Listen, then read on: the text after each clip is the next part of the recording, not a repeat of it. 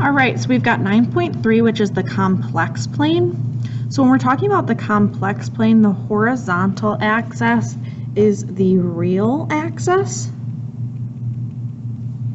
and the vertical axis is the imaginary axis. Okay, complex numbers, x plus yi, is graphed as an ordered pair x comma y. Okay, so if we had a plane, this is the real axis, this is the imaginary. So if I said to graph x plus yi, we would move over x, up y, and that would be x plus yi. Okay, so the absolute value of a complex number is called the magnitude. It's the distance from the origin. Okay, so the distance from the origin, or magnitude, is found exactly what we've been doing for a while now, the square root of x squared plus y squared, which is the same thing as r. If we're talking about a radius of a circle, r equals the square root of x squared plus y squared. We're just now calling it the magnitude. We're just giving it a different name. Now, complex numbers, this is what you guys are used to, right? In Algebra 2, you dealt with numbers like this all the time. You would have, for example, 5 plus 2i, right? Maybe you got that answer from doing the quadratic formula. Okay, it's just an imaginary number, 5 plus 2i. Now, that's rectangular form. We can now say that we have imaginary numbers in polar form, which is what we've been working with. So when we're talking about polar form, the way we write them is we say r, the distance, cosine theta, plus I, imaginary, sine theta, which should make sense, because if I were to distribute this out, it would be r cosine theta plus I r sine theta. And isn't r cosine x and r sine y? So all I did was replace x and y with r cosine and r sine, and now it's in polar form. Now sometimes this is kind of long to write out for every problem, so this is like a little shorthand. R CIS theta, cosine I sine is what CIS stands for, cosine I sine. So in the first problem here, it wants us to graph z and find its magnitude. So z is 3 minus 4i. So we would go over 3, down 4.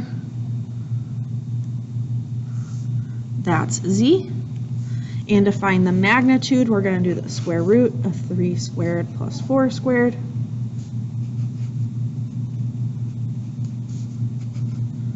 Which gives us the square root of 25, or 5. Okay, this one we've got z is 2.5i, so think of this as 0 plus 2.5i. So x is 0, y is 2.5.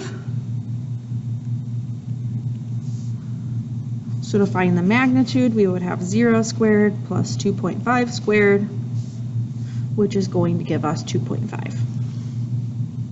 Okay, remember this means magnitude, or distance, or how we've been calling it, r. Okay, so we have all of these in rectangular form, and we want to write them in polar form. So in this problem, I'm actually going to start with number 3 and 4, then I'll go back up to 1 and 2. So in problem 3, our x is -3, and our y is -2.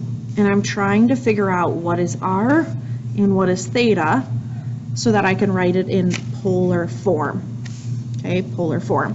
So just like we were doing the other day, to find r, we'll do the square root of x squared plus y squared. Just clarifying. Teachers. Sorry if you heard that interruption, I had to pause it real quick.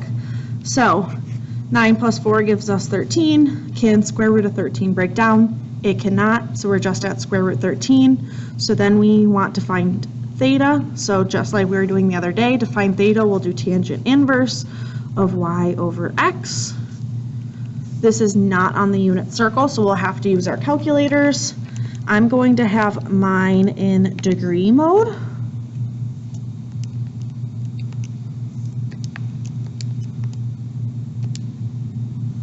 On Math Excel, make sure you're paying attention if they want it in degree or radians.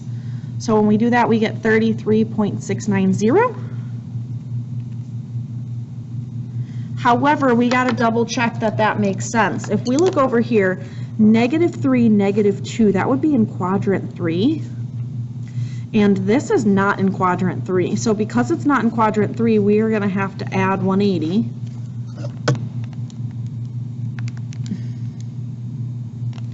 And we get 213.690. Now that's in quadrant 3, so we know we're good. Okay, now we're not done.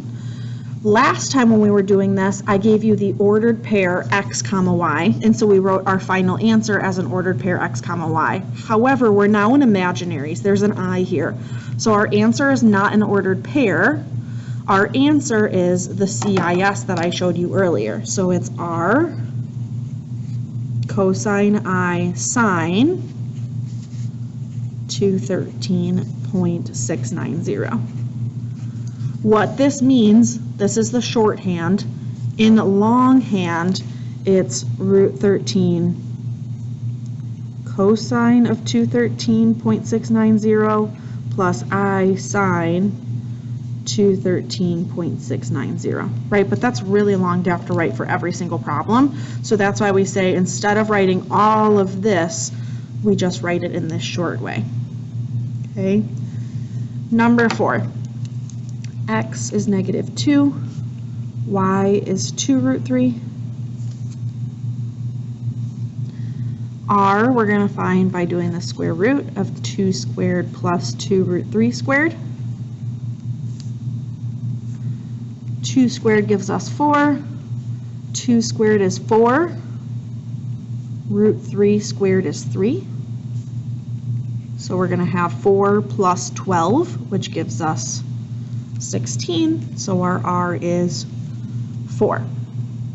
Now to find theta, we'll do tangent inverse of y over x, which can simplify to negative root 3. That is on the unit circle, so let's use unit circle. Where is tangent negative root 3? Well, tangent will be negative root 3 at a 60-degree angle, which would be pi over 3. However, this here, if it's negative then positive, is going to be in quadrant 2. So to make this in quadrant 2, we're going to have it be a 2 pi over 3. Now it's in quadrant 2. So then we'll write our answer for CIS 2 pi over 3. Okay. All right, let's go back up and do number 1 and number 2. So number 1 and number 2 should be easy, but they always confuse students. So if I just have 3i, that's the same thing as saying 0 plus 3i. So that means x is 0 and y is 3. So square root of 0 squared plus 3 squared gives us the square root of 9, or just 3. Now here's the tricky part. We have tangent inverse of y over x. Well, that's undefined. So you either really need to understand how to do that, right? So tangent of undefined, where is tangent undefined? Well, in order for tangent to be undefined, our x needs to be 0. And where is x 0? X is 0 at 90 degrees and at 270 degrees, right? Well, if this is 0, 3, that would be going straight up, which would be 90 degrees. So this final answer is 3 CIS 90. Now, I personally think that's a whole lot of work for something that could be really easy. If we just thought about it at this step here, if we went on an ordered pair here, 0 up 3, we would be right here. Well, that distance is clearly 3, and that's at 90 degrees, so 390. So if I was doing this problem, I would have skipped all of this work. So I'll show you what I mean by this one. So on number 2 here, we have -8, so that's like -8 plus 0i. So that means x is -8 and y is 0. So let's just think about that on an ordered pane. Well, if x was -8 and y was 0, it would be right here. Well, isn't that distance going to be 8? So r is 8. CIS, what angle are we at? Well, this is 180 degrees right here. So CIS 180.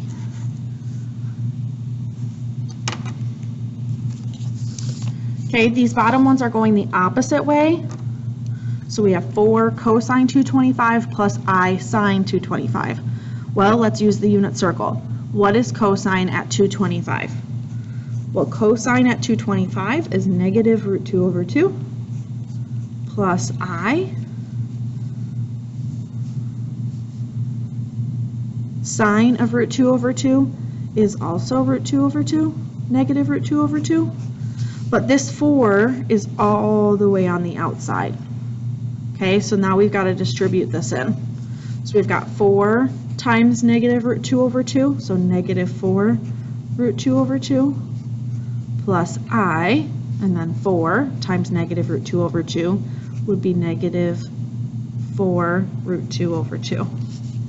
Well, this can simplify, so that'll give us -2 √2. That's going to give us -2, so -2 √2. And then really it doesn't matter if you put the I first or second, so I'm just going to write it second.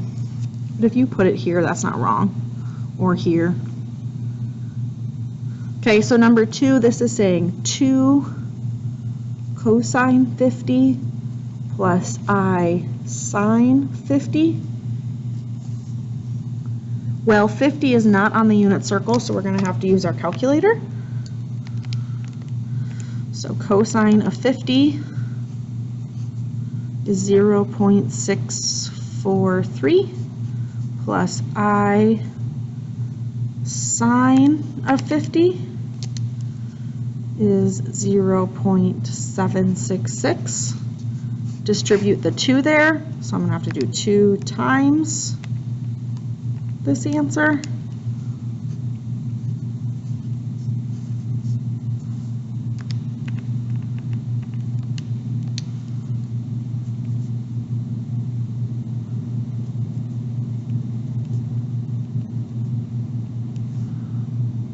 Okay, that's our answer.